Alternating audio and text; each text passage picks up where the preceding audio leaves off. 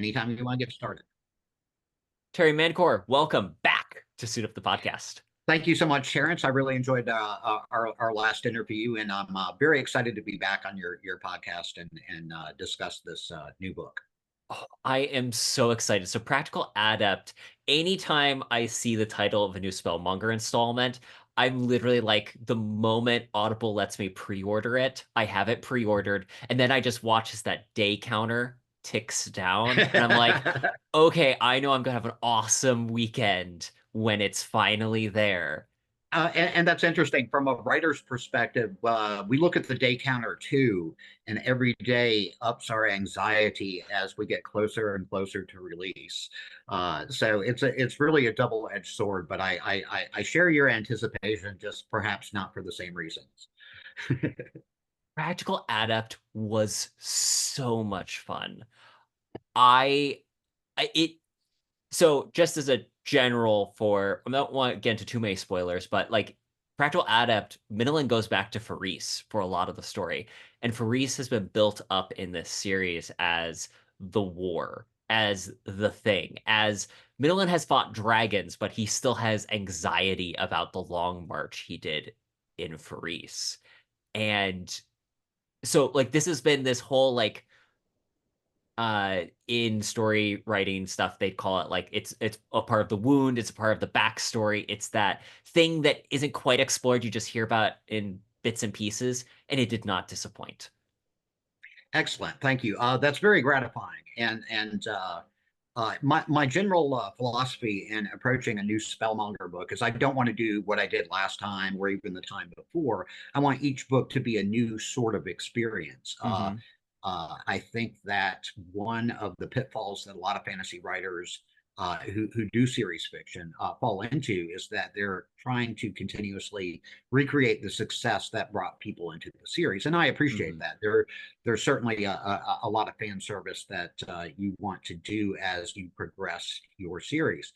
That being said, you also you want to introduce something new and Hmm. interesting, or at least from a new perspective, that gives your reader some pause for thought and make them realize that, okay, this book isn't quite like the rest of them.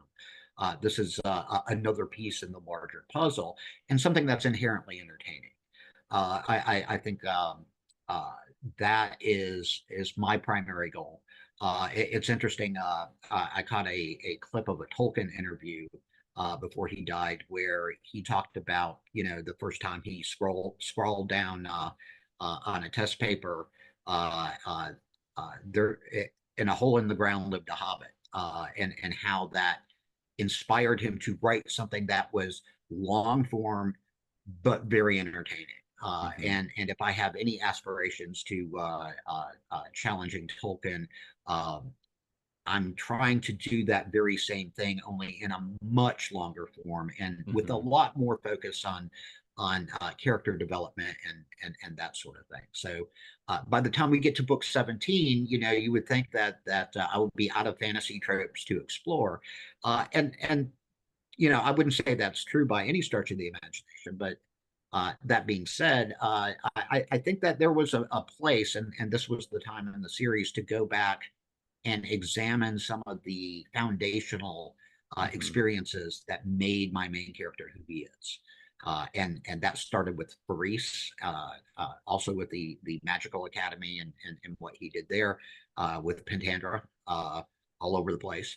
But Faris was really that's the experience that took away his girlish laughter, so to Hmm. speak, and really forced him to confront the world as an adult, as a man, for the first time, and experience some really horrific things. So in one way, it's a character exploration, and in another way, I also wanted to explore the role of PTSD, Hmm. and the very real effect that war and really horrific trauma has on an individual psyche decades after Hmm. the event. And I think that I was successful. I give a shout out to one of my super fans, Craig, who Craig Meeps, who is a retired lieutenant colonel in the Army, who worked in Afghanistan. And Mm. we had a lot of Craig comes to a lot of my conventions where I appear, and we've had some very deep talks about things like PTSD and how veterans cope with the trauma of their experience.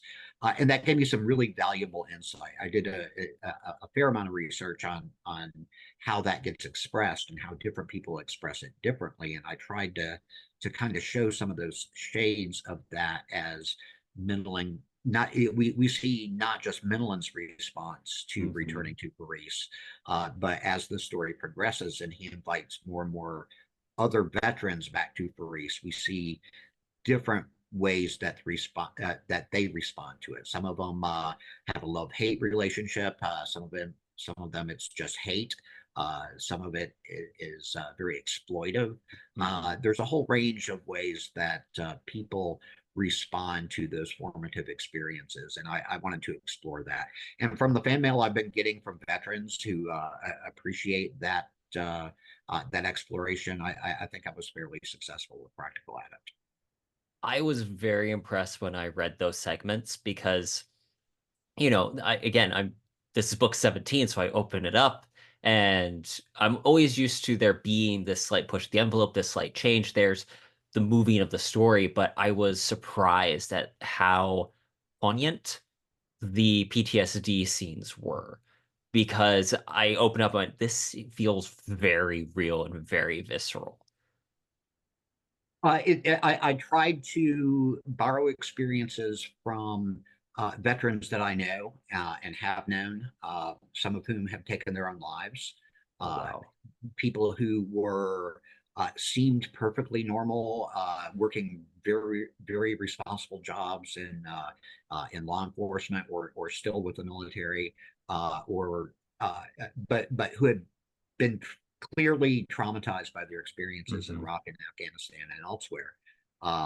And that really informed how I wanted to approach this. Uh, there is, I think people are by necessity almost flippant about war Hmm. because when it is something that's necessary and needed for the defense of your country or what have you, um, the grim realities of it are so horrific that no one in their right mind would ever want to undertake that.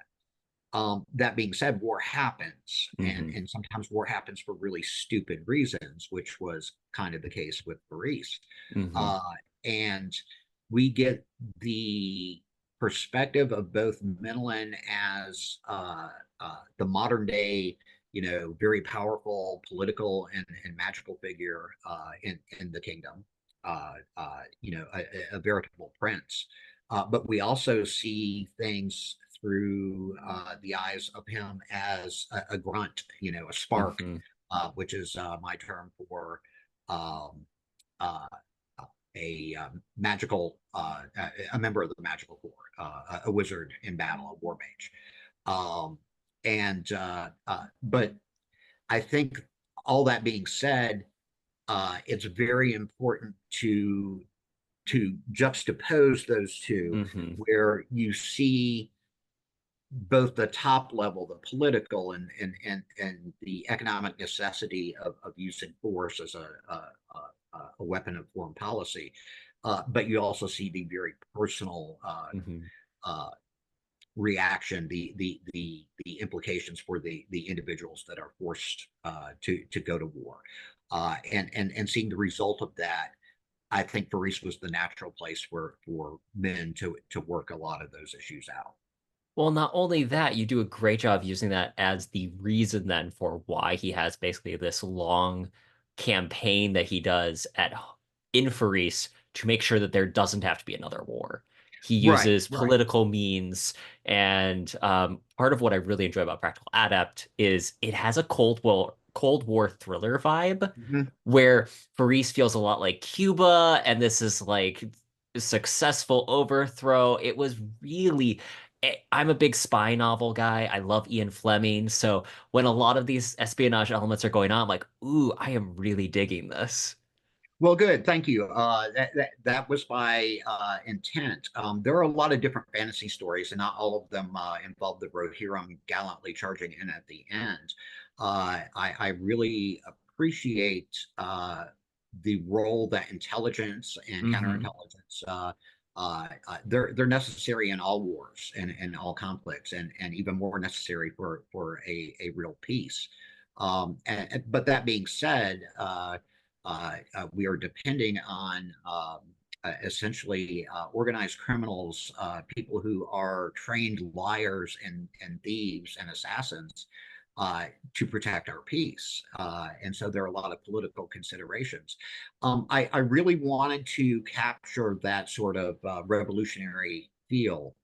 And I think that by seeing how an organization whose stated purpose is to infiltrate and subvert a corrupt regime might go about that. And of course, men uses a lot of magic and a lot of very magically talented people.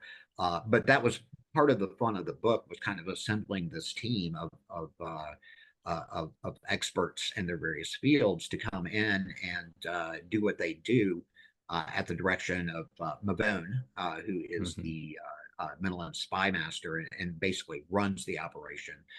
Menelin is almost I wouldn't say a bit player, but he is not the major director of the infiltration. Mm-hmm. Because he's smart enough to know that you let that sort of thing be handled by the people who understand how to handle it. And so I think it's uh, uh, a lot of fun to look at that, especially, it's Cold War, Mm-hmm. but I also want to say that Faris is inspired by a couple of different places, Mm-hmm. including Umbar in Tolkien's world. I always wanted to know, we never see Umbar, but we hear about it, and it's always mysterious and on the edges of the narrative. But it's also, Nassau or Tampa or Mm-hmm. any pirate town that's had to Mm-hmm. find another reason to exist. And at the same time, it's got this ancient tradition, a lot like Venice, Mm-hmm. or one of the Italian city states. And in some ways it's kind of like Hong Kong. Mm-hmm. There are a lot of political parallels that I drew upon. And Faris is not allegory, but Mm-hmm. it does. I try to pay attention to the specifics of what could happen, what does happen in a Mm-hmm. revolutionary moment like that, and they happen all the time. They're happening right Yeah. now in countries all over the world, and it is terrifying. I've talked to a lot of refugees. It is terrifying to live through a revolution like that, where your assumptions, your expectations are subverted, and everything is thrown up in the air. And so that gives you a really rich background in which to run the plot and the characters through. And gives you a lot of opportunity for sudden unexpected events, many of which happen during the course of Practical Adept. And another thing I need to shout out as a great element of building Faris out as a real world is you go into the culture in how the women are dressed, what the Mm-hmm, climate would do for the way people dress, the way they eat, the way their economy is run. You touched on pirates and the pirate mm-hmm. culture that then infects it too. And it just all coalesced into a very real world that you felt like you were reading. And it was so much fun to read. Well, thank you very much. Again, one of the things that fantasy writers need to pay very careful attention to, and the very successful ones have done this, is understanding that your world, your background, is another character in the story. And we got to see a different side of Calidor, different side of human civilization Hmm. in this book, and one that wasn't the usual medieval European, Northern European plains sort of trope. Um, and when you start looking at subtropical cultures and how they thrive compared to how more grain-oriented cultures thrive. Hmm. There's a lot of essential differences that trickle down into how people express everything from religion to culture to their economic opportunity and economic futures. So I was very careful. I wanted to construct a place that wasn't clearly ripped off from any one place, Yeah. um, uh, but was inclusive of enough novel elements that you would feel a Parisian culture, and I wanted that reflected in the food with Porsago and why Hmm. that's such a fundamental, this big onion garlic potato looking root is the basis for why the Parisians are so rebellious, and I thought that was worth exploring. Hmm. The simplicity of their dress and why that was both extremely practical and extremely provocative to the Narasi conquerors.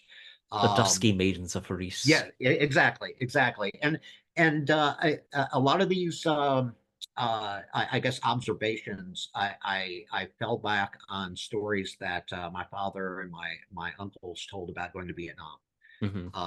and how much of a culture shock that was to be confronted with a extremely vibrant and human society, but one that was had some fundamental assumptions that they just didn't share or understand. Hmm.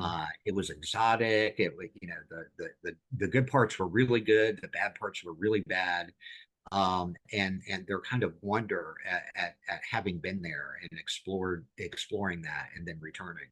And I think that's something that at least in American society, and I think in a lot of the Anglosphere, we've seen in successive waves Hmm. over the years, going back to the colonial era, Hmm. European colonial era, and the waves of foreign wars that we've been involved with. Uh, Having I live not too far away from Fayetteville, North Mm. Carolina, Hmm. home of what used to be known as Fort Bragg. And That's a tremendously diverse community because of the generations of war brides that have been Yeah. settled there. So you get a big mixture of uh, all the Filipino, Japanese, European um, uh, families that have settled there from all over the world, and they bring their cultural perspectives to blend Hmm. in with everything else. And I kind of wanted to come up with that sort of rationale for why the city exists, why it's important, and why how men can come in and do something positive, politically speaking, in the middle of just hopeless corruption. Hmm.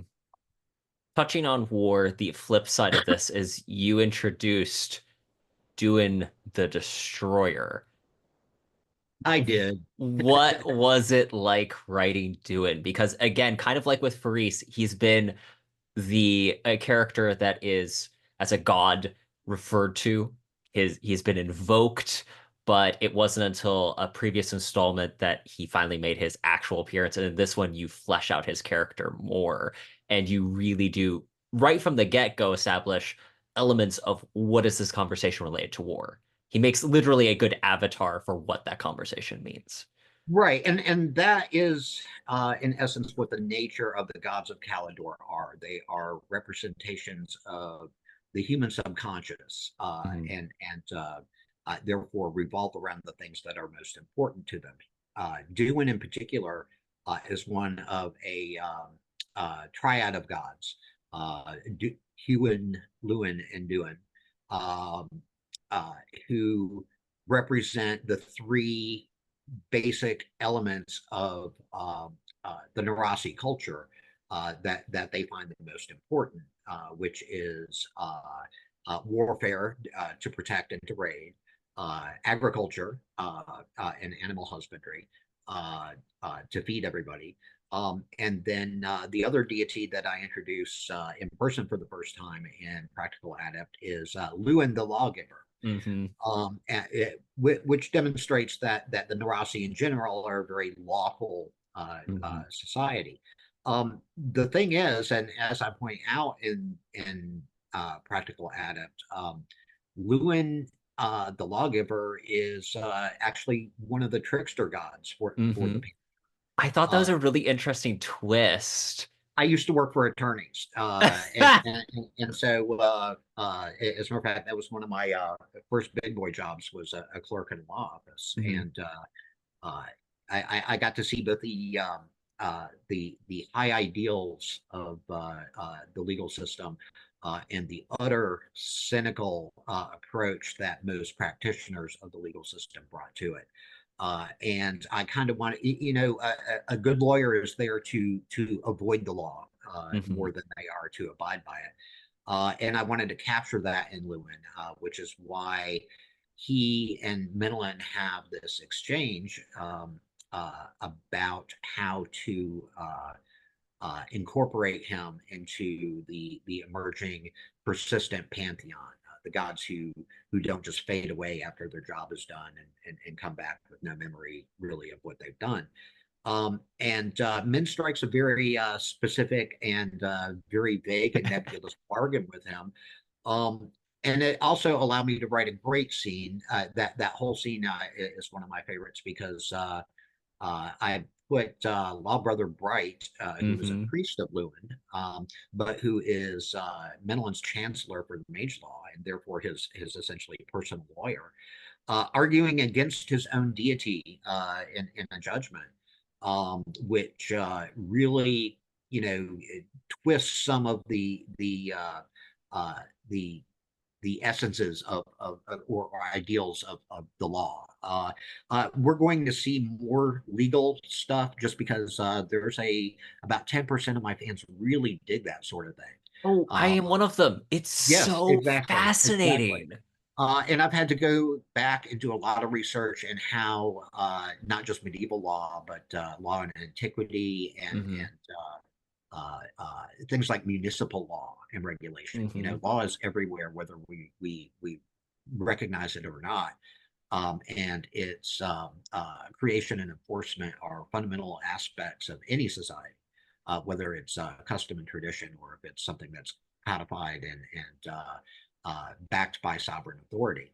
Well, and I think that And that's one of the things that's unique to your stories in the Spellmonger universe is you are one of the few authors I'm aware of that has actually done a good job of laying out what are the laws about magic, and right, that being a fundamental concept that has persisted through the series.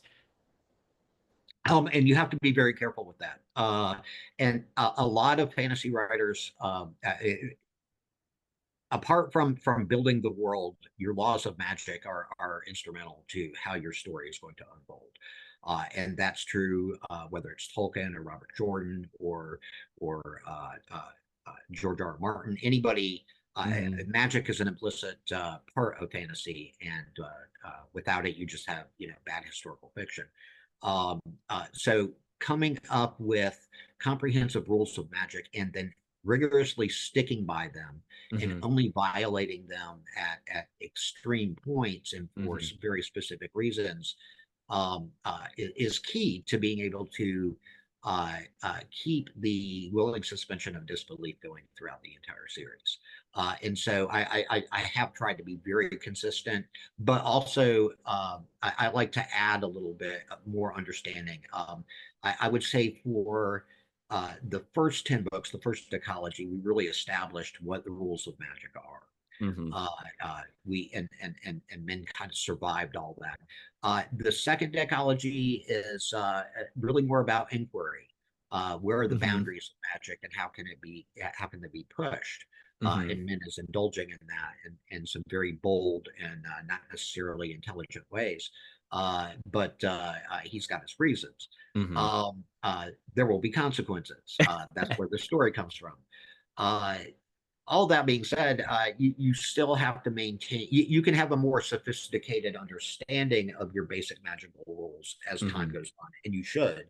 But you also have to still maintain the consistency with your and fans call me out on little things all the time because they get really involved into the minutia of it. And I respect that. Hmm. I don't want to insult my fans' intelligence. And I never want to get in a situation where they ask me, why did the Eagles just fly the hobbits to Mordor? I'm not above pulling "shut up" like Tolkien did, but I'd like to avoid that if at all possible. Hmm. Well, I remember when I first read the first Spellmonger book, I had gotten at the same time as I got a book on, it was one of those great courses lecture series on Mm, the evolution of the English language. mm, And the thing that struck me as an interesting parallel between the two of them is that the way that you develop magic in the Spellmonger world feels a lot like the way that language works in a lot right. of ways. It's the intent and meaning and Yes. having the correct glyphs and phrases that Mm. bring about the intended result. Well, for one thing, I have studied not just religion in college. I was a religious studies major at UNC, Mhm. and You but are I've also qualified to create your own pantheon. I am. I am. I went to school just for that purpose. As a matter of fact, probably the best class I had during my entire collegiate career was castles and cathedrals in medieval England. Oh, that's so So yeah, I'm one of the few people I know who actually went to the university to get an education, not get a credential. hmm I knew it was my opportunity to learn things about stuff I was interested in, and I pursued that religiously, no pun intended. And religion was one of those things. I've always been fascinated by it. Always been fascinated by where religion and magic intertwine, um, and uh, uh, and they do in all human hmm societies. Shamanism is a mixture of both. As you get a more developed culture, you start to see the more thaumaturgical elements split off and get cultic.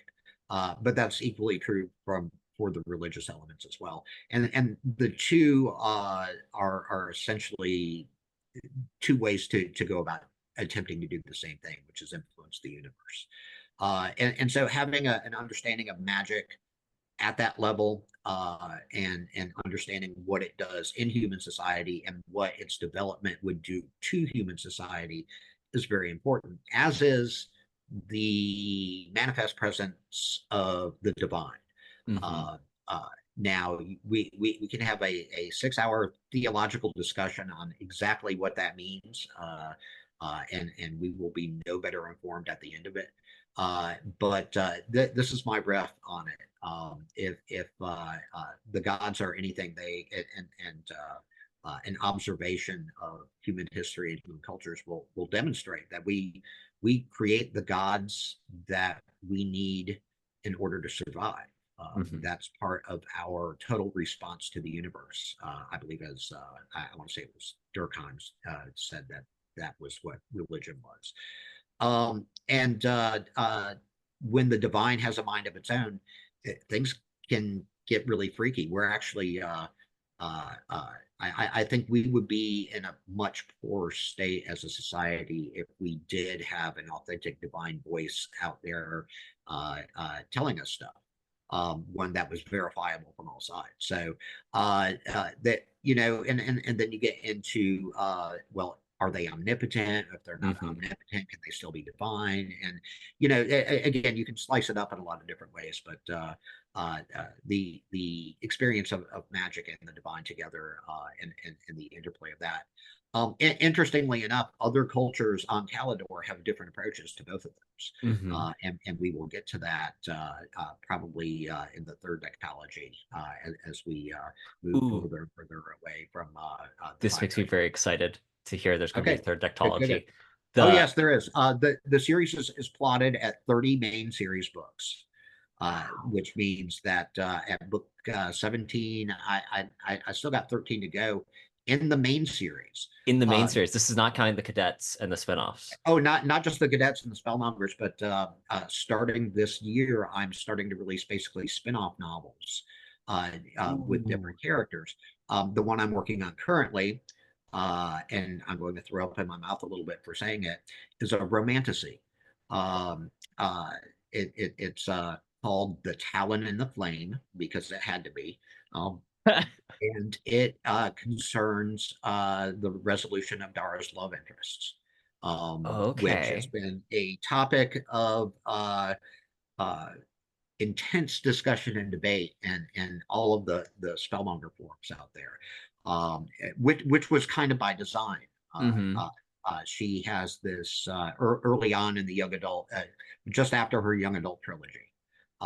She has some unfortunate romantic issues, Mm-hmm. and now that we are at a point where the big war is essentially over, at least for the moment, she's kind of forced to turn and reflect and realize she ain't getting any younger.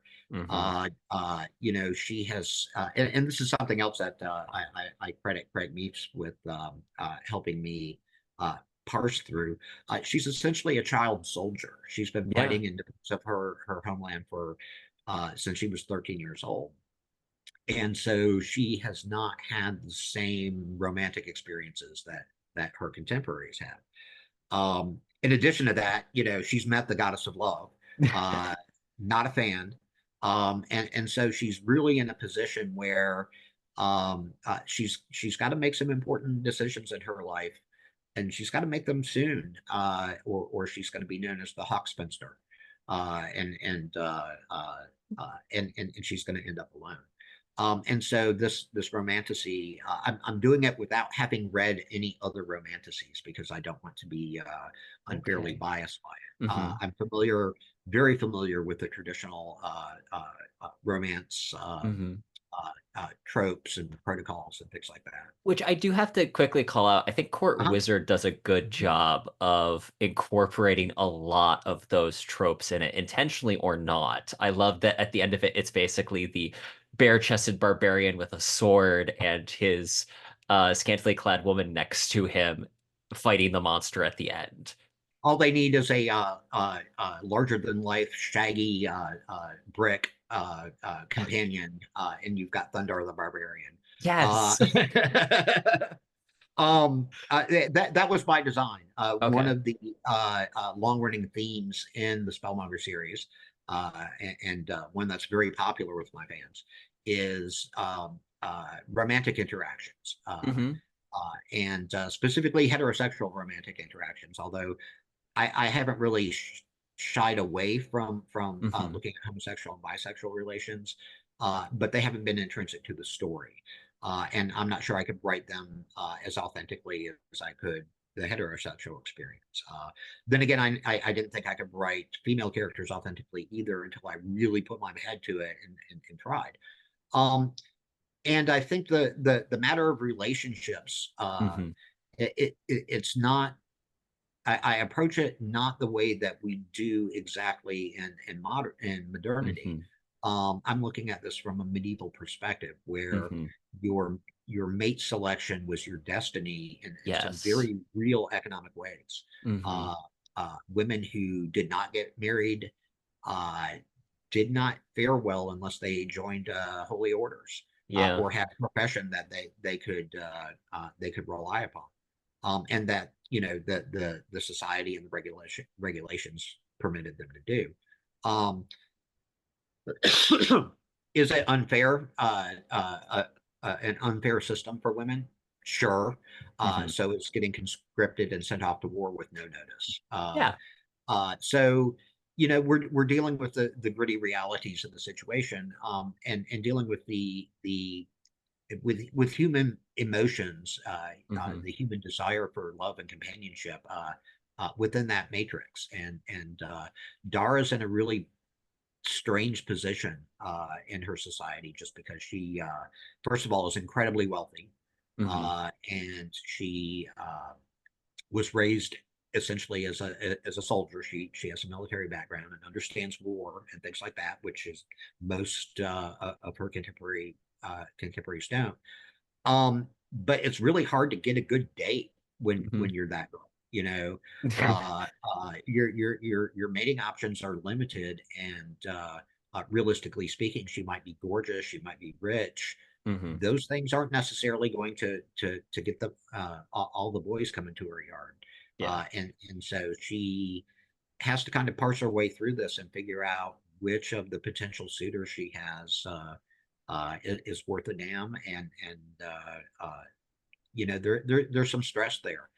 In addition, the gods get involved, and so that's always fun. It's a Spellmonger novel. How could they not? Ironically, I think I've only written about 5 pages that actually has Midland in this. This is really a Dara focus Okay. story. And it's going to irritate 10 to 20% of my readership who thinks this is just, why are we wasting time with this? And I'll try to make it worthwhile. Hmm. I'm in the last third of the book, writing wise, and I've got a good payoff coming.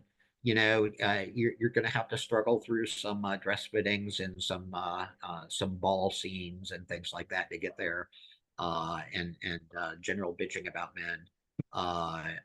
But anybody who likes the romantic elements of the Hmm. Spellmonger series, I think will enjoy this, and the other 20% can wait till the next spinoff novel, which will be after The Talon and the Flame, and that will be called The Golden Goblin. And Ooh. that will be a full novel, but not technically a main series novel. The protagonist will be Tyndall and Rondell. This Okay. will be their third big outing together, I guess you could say, from a literary perspective. The first being Knight's Magi, book 4, and then book 9, Shadow Mage, Hmm. which I'm in the final stages of preparing for a print run. So hopefully, Shadow Mage Yes.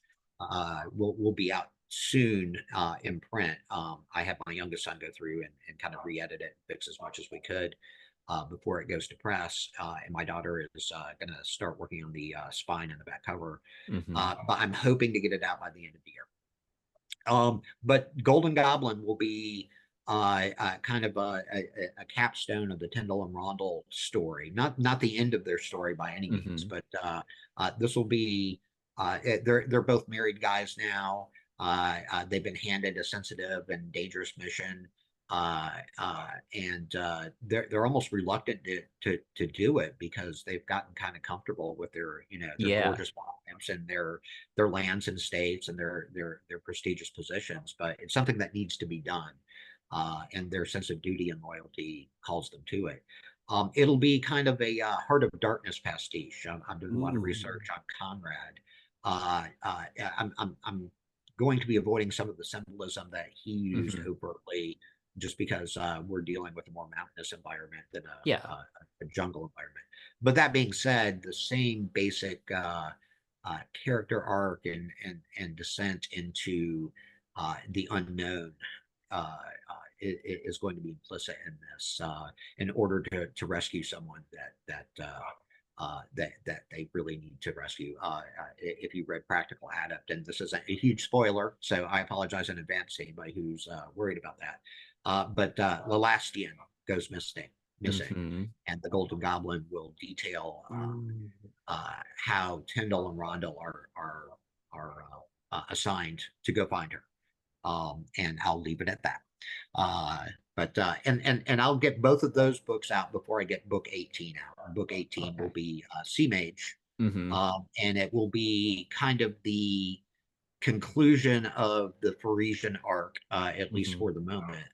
But will be a pivotal book as I set up the last two. It's kind of they're all transitional books, but this one is a transitional book in the sense that we move from the specifics of Paris to the larger political situation, and not just political, but theological situation in book 19, Hmm. which will be Theurge. Uh, Ooh. yeah. So if you like the God stuff, if you can hang on for another couple of books, you'll get some of it in book 18, but you'll get it good and hard in book 19. And then book 20 will be Archmage, and I will just leave that Oh. sit there. And hopefully that will bring the second decalogy to a good and Hmm. fulfilling conclusion. Um, and then I will continue to do spin-off novels, Hmm. and cadet series, and adult series. As a matter of fact, I just had a creative meeting with my youngest son Hayden, Hmm. uh, and my nephew Sean, both of whom are interested in writing in general, and are willing to take a crack at the young adults. So Hayden will be doing Ruderall's story. Oh, that's Um, going to be fun. yes, yes, it includes the Land of Scars episode where Tyndall and Rondell meet Ruderall, and basically we'll see a little bit more of Ruderall's backstory, and then Sean will be doing the Windmaster trilogy, which will concern a young Kasari boy. Oh, And in the timeline, we'll go all the way back to the very beginning of the invasion. So it'll be concurrent with okay. Spellmonger and Warmage. And we will watch a group of Kasari boys escort some Wilder lords across the battle torn and invasion swept Wilderlands to try to get them to Tundri, that beacon of safety and hope. That Menelin eventually burns down. But Becomes a beacon in reality as well as right, in right. metaphor. But both of my son and my nephew, I've taken them on as apprentices to teach them not just about Spellmonger, but about writing in general. Hmm. And that's something I think that successful writers really need to do more of. Hmm. I get it; it's a solitary pursuit.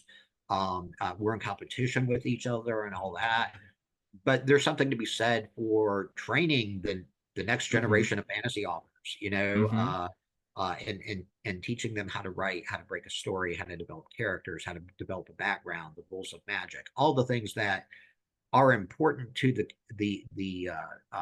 behind the scenes, but you never really get taught well in any formal setting. So, Hmm. and I think the apprenticeship model is probably the best for developing good new writers out there. I look forward to seeing what they produce. Honestly. That's really cool that you are literally using the apprenticeship model Mhm. to shepherd in a new generation of writers because It's cool until I make them get me coffee or something like that. There's a certain amount of is there a service that. Mr. Miyagi thing where you can like tell them getting me coffee is an illustration for how we have a fetch quest in a story?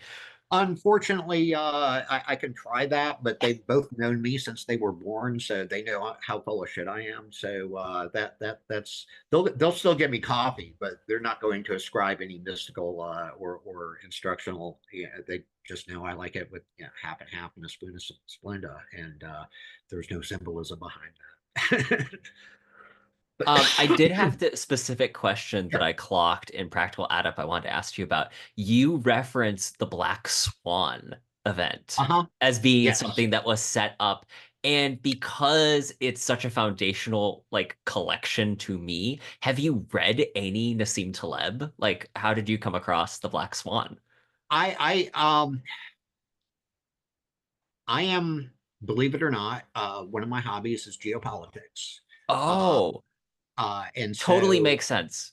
yeah, I get into a lot of people like, and I don't necessarily agree with any of these about the Yeah. assessment, but people like Peter Zahn, for Hmm. example, does great work. Is often wrong, but it's still great work. And looking uh, at intelligence agencies Hmm. and conspiracies and things like that. Um, uh, the Black Swan motif, actually, I would say in the sci-fi fantasy world, Hmm. don't forget that Isaac Asimov in his Foundation trilogy had the introduction of the mule that Oh. took the entire prediction model of the institute, the foundation, and threw it on its end because one man can change anything. And I actually, I like the term Black Swan, but that's kind of the Hmm. what I'm looking for is that essential man, that one dude, right place, wrong time, whatever, Hmm. that makes a difference when and it can be argued that any of the great historical figures that we're aware of were essentially black swans. or could have been, and that's the sort of thing that leads to revolutions and societal upheaval and if someone comes along and just invents something, Hmm. that's going to disturb the predictive model, however you want to look at it. And the the people who reference the Black Swan, again, getting a little spoilery here, but the infamous Iris Hmm. is the what we've seen as a criminal organization up to now, kind of a more sophisticated Brotherhood of the Rat. And over the course of Practical Adept, it becomes apparent that they're far more than that, and that they have a much different perspective on how events are unfolding and how they should be unfolding in the future, which sets up the conflict point that will be the major conflict over the course of the next couple of books. Um, Basically, there are other powers in the world, in the human world, beyond the five duchies, who have had a vested interest in observing and controlling Hmm. how the human colony is developing. And they have, for the last several centuries, been very clandestine about it. And arguably maintained a lot of the original colonial technology and have been using it surreptitiously to have influence, mostly just to look to find it Hmm. to get data. They're essentially a data harvesting organization, Hmm. um, but because of their mandate, um, they have expanded that to at least a certain amount of control, and they have a plan, and their plan is not Minulin's plan. Uh, and Minulin's plan is not their plan. Conflict's going to arise. I am so excited for Talon and the Blade, the Golden Goblin, the fact that you've created characters who can carry their own stories is a testament to having done great work in a 17 book run so far, and I'm so excited for the rest of them. I am too. I'll be honest. This has been a hell of a ride from a creative perspective. I've gotten to do pretty much everything I want to do. I still have some highlights ahead. There are a lot of great, stupendous scenes that I haven't written yet that I've been planning and plotting. There are also a lot of more subtle side stories Hmm. that will come out, and um, if anything, my literary legacy, I want to be as wide and varied as possible. I never Hmm. thought I'd write a romance novel. Uh, uh, I I've never written a western, but there might be a way to incorporate some of that to Spellmonger. I mean, there are a lot of So different tropes cool. out there. Yeah, yeah, and it's a matter of finding the right combination of character and Hmm. background. You can always throw a plot in. That's easy enough, but getting the character in the background and finding the right place at the right time to write the right story. I want to leave a sprawling literary legacy that Hmm. people who get into the Spellmonger series uh, think it's just you're another mediocre fantasy, and then realize what epicer really means. Hmm. I want to take you in places you didn't know you needed to go, and make you want to live there. Hmm. That's really my goal.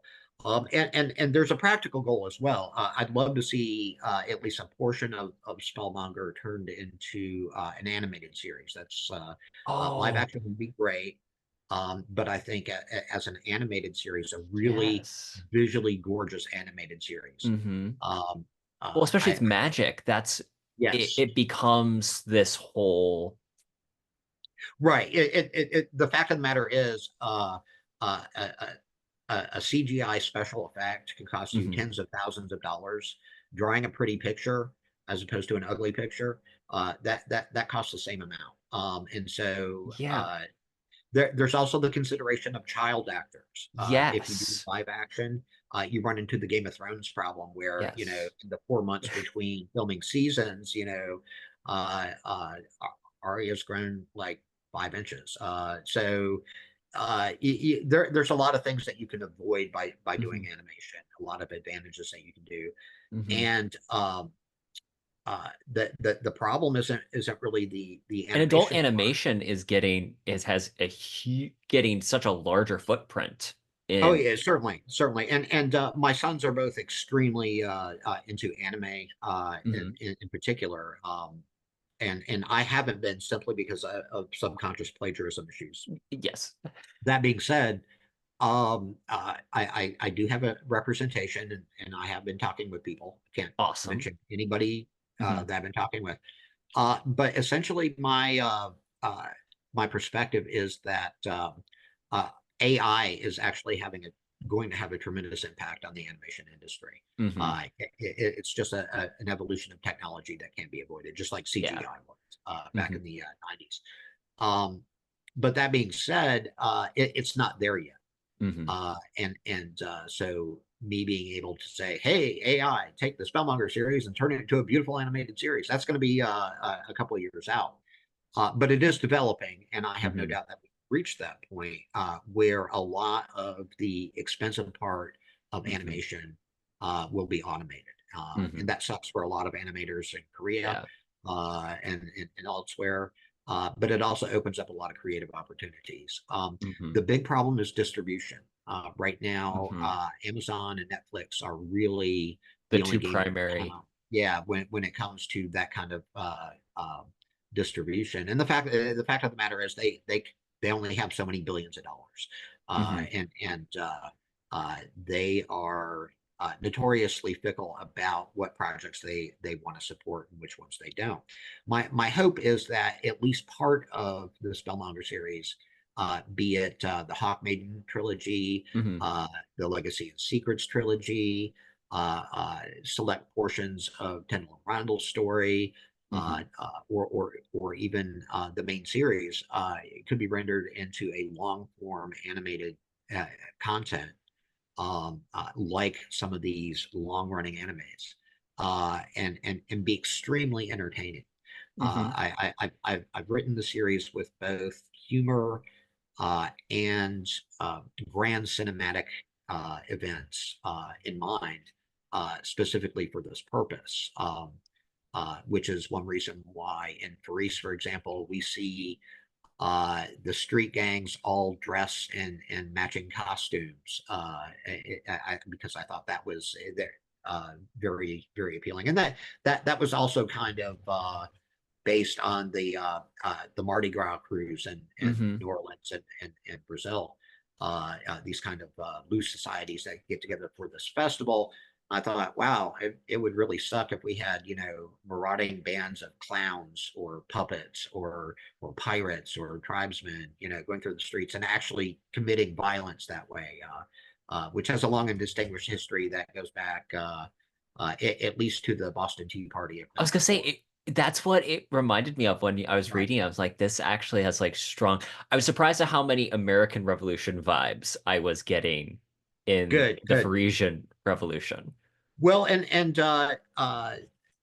one could also argue that there were some French Revolution vibes in there as well, Yes. especially with how liberal Min was with the execution orders towards the end of the book, which caused some stress with some of his companions. But that kind of ruthlessness is part and parcel of that sort of revolutionary uh, occurrence in any society. Um, uh, and as Pentandra points out, it feels more like human sacrifice than it does justice. Hmm. But that's kind of what has to happen when you want to come in and do a total regime change, Hmm. a total reform of a government and society. Ironically, I was writing this during the election, and I, I foresaw some sort of powerful Hmm. shift one way or the other, and it didn't really matter which way it went. Yeah. If Harris had won, You knew it, that it change was going to occur. right, Right, exactly. Mhm. And Trump won, change is going to occur. We were at an inflection point in our history where Mhm. change was inevitable. Status quo was on the Mhm. ballot, it lost dramatically. I think we're going to be in because of the result. Just like after any political revolution, we're Mhm. going to be in for 6 months to a year of really chaotic and rocky times. Mhm. There are going to be some very upset people. The same would have been true if it was Kamala Harris who Exactly. won. And I am watching, for example, Labor winning in Britain. Mhm. I was actually in the UK this summer, the week that Labor, the week after Labor took power.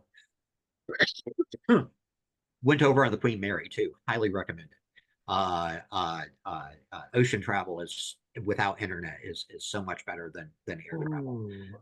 and Mhm. it's actually very cost effective too. So, but we got there the day that the race riots broke out, right after the Labor government came in, and we got to kind of watch Mhm. at street level what happens when there's a dramatic shift in politics, and going from the Tories to Labor was a pretty dramatic shift. Mhm. And it was instructive to how things flow in that sort of transition of power. And I try to reflect that in Men Taking Paris.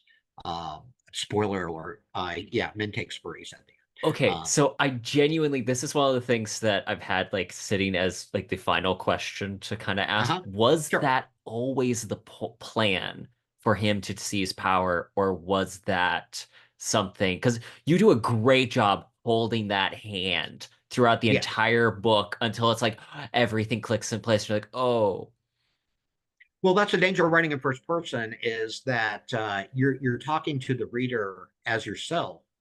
Uh, but how do you have suspense and surprise for your reader if your character basically tells them the plan right up front? You know that so I had to distract everybody with Min's issues with his daughter and his apprentice, uh, uh, things back home not going well.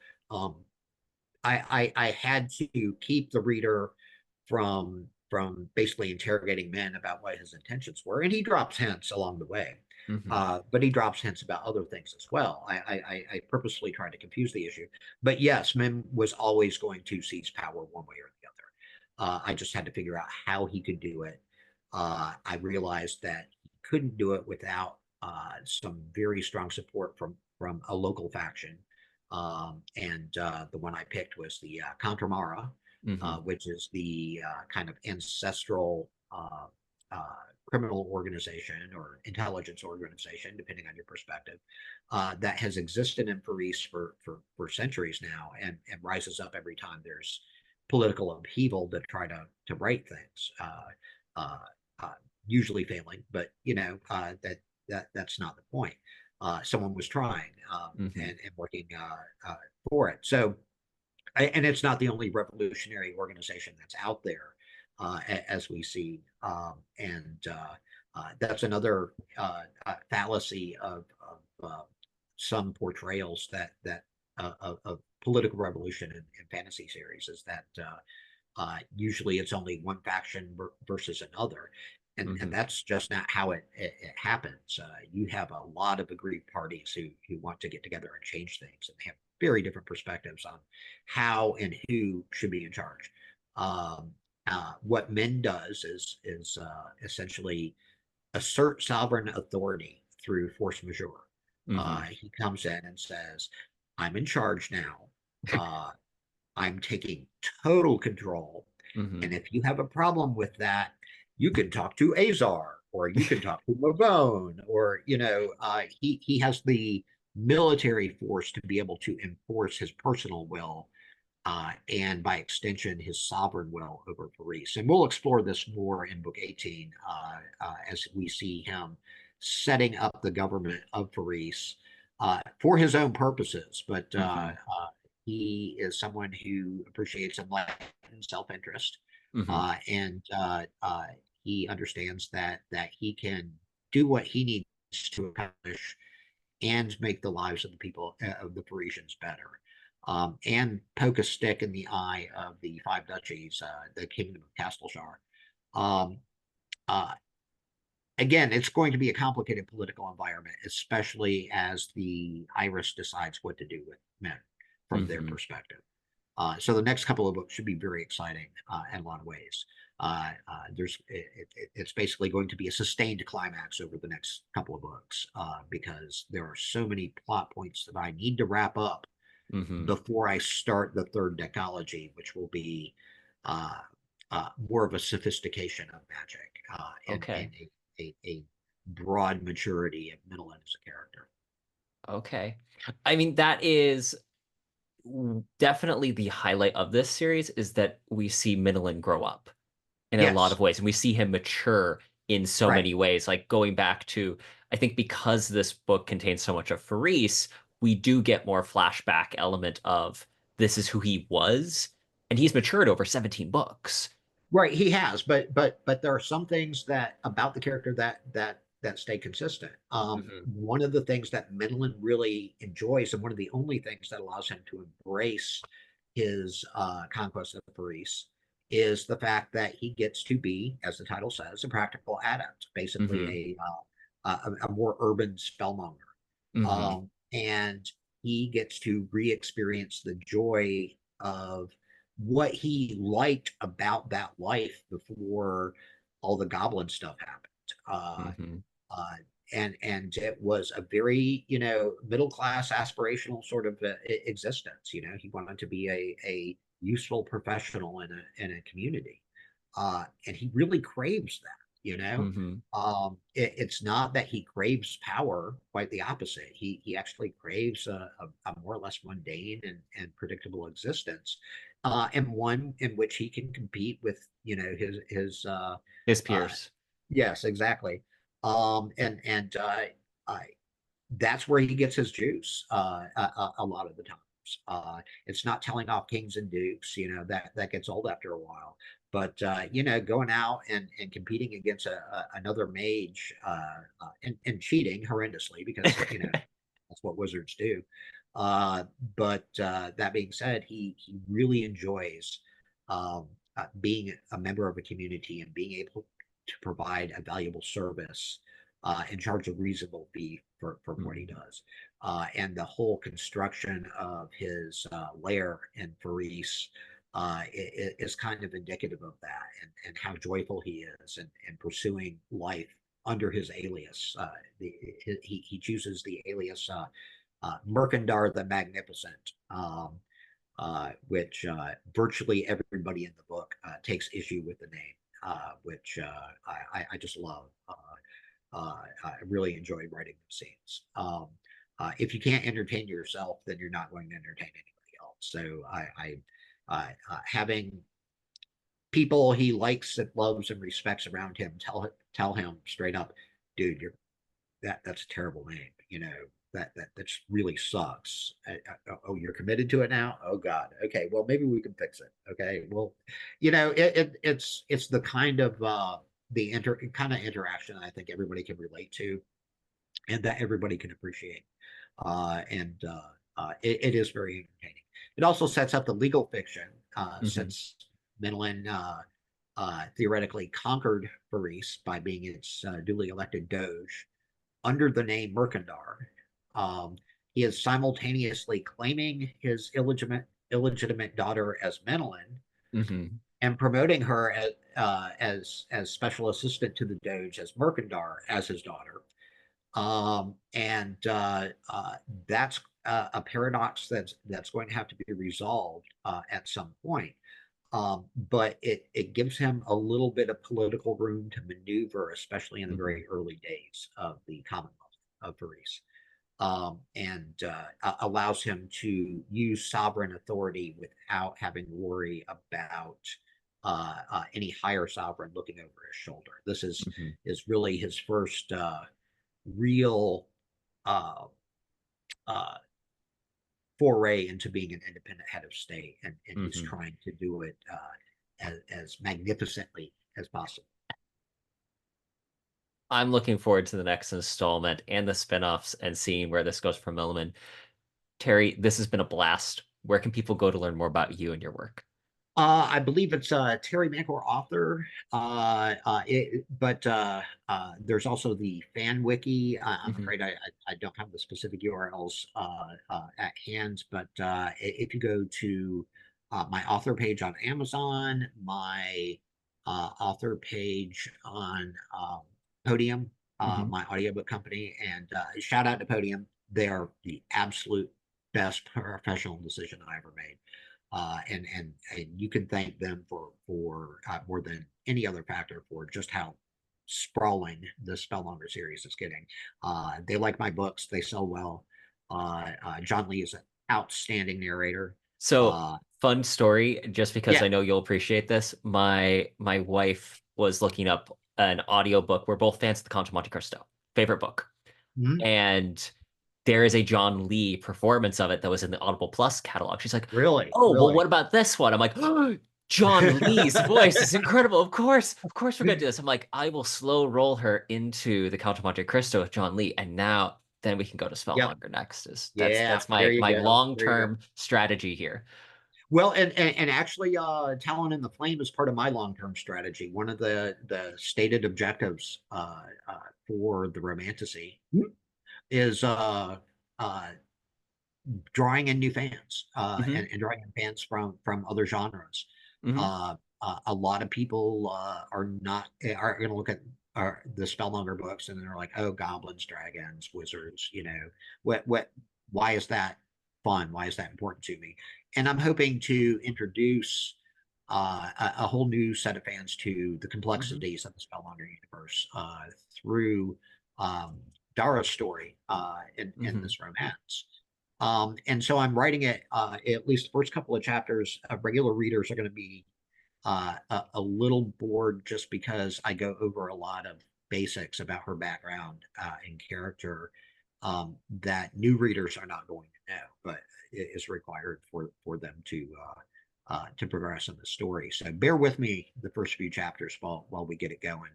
But I think it's a good part of the problem with the series this big is that a lot of people are intimidated by book one of a 17 book series Hmm. so far, and they want an easier entrance Hmm. to the series. And Ironically, so it's like the same problem comic books eventually have, yes, where you've got this where do I sprawling start reading it? canon. Yeah, Yeah.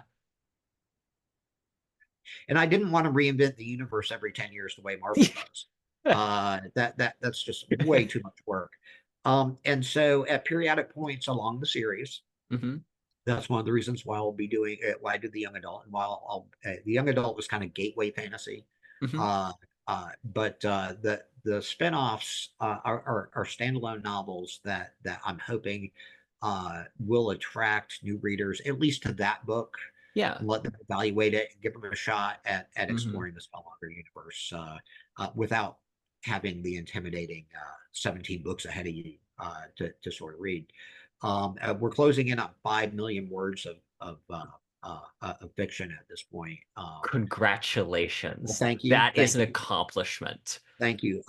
It is not as impressive. There was a 20th century, early 20th century writer who worked for the various pulps. His scorecard is 40 million words of fiction. He did Oh. boxing stories and Oh. westerns and things like that. So Hmm. they're very formulaic. But dude, 40 million. I've got a impressive career with 5 million. I can't imagine doing 40 million. I don't think Spellmonger will get that big.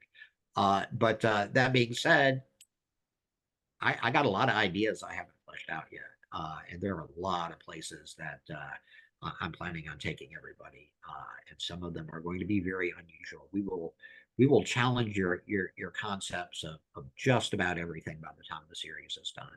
Uh, uh, Things about the Valley people and Hmm. about the Iris, things about the Alcalan that we don't know yet, things about the bundle and the Mexicans and all the other races. Everybody's got secrets, and Hmm. everybody nobody knows what everything is. Hopefully, I'll be able to introduce the reader to a survey of enough of these things to keep them interested, and keep them intrigued, and keep them reading. Again, as long as I'm entertaining everybody, that's really the only and only pissing off about 10% of my readership at the time, and hopefully it's not the same 10% Mhm. I'm pissing off each time. But I'm still very optimistic that we're going to see a good chunk of the series get published and out there long before Winds of Winter. Mhm. That's fantastic. I will link everything in the show notes. Terry, Thank thank you you so again for much. coming on the show. Thank you, Terrence. It's been a pleasure, and I look forward to coming back. Awesome. Take care. Wait.